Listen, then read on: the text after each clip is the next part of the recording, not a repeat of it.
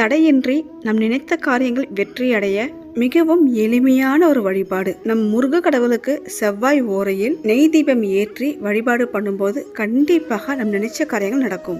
6 வெற்றிலை காம்பு கிள்ளி எடுத்துக்கணும். நல்லா கழுவிட்டு மஞ்சள் குங்குமம் இட்டு மயில் தோகை போல் பித்தளை தாம்பால் தட்டில் அடுக்கி வச்சிடணும். சின்னதா ஒரு அகல் விளக்கு எடுத்துக்கோங்க. சந்தனம் ஃபுல்லா தடவிட்டு மஞ்சள் குங்குமம் வச்சு வெற்றிலைக்கு நடுமத்தியில அகல் விளக்கு வைத்து நெய் ஊற்றி பஞ்சுத்திரி போட்டு 6 வெற்றிலைக்கான காம்பு கிள்ளணும் இல்லையா, அந்த காம்பையும் அதிலேயே போட்டு நெய் தீபம் ஏற்றி மனமுருகி வேண்டும் போது நினைத்தது நிறைவேறும். இந்த தீபம் ஏற்றுவதற்கு சிறப்பான கிழமை நேரம் பார்த்தீங்கன்னா செவ்வாய் கிழமையில் வருகின்ற செவ்வாய் ஓரையில் ஏற்றுவது மிகவும் சிறப்பானது. செவ்வாய் ஓரை காலை 6 to 7 மணி, மதியம் 1 to 2 மணி, மாலை 7 to 8 மணி.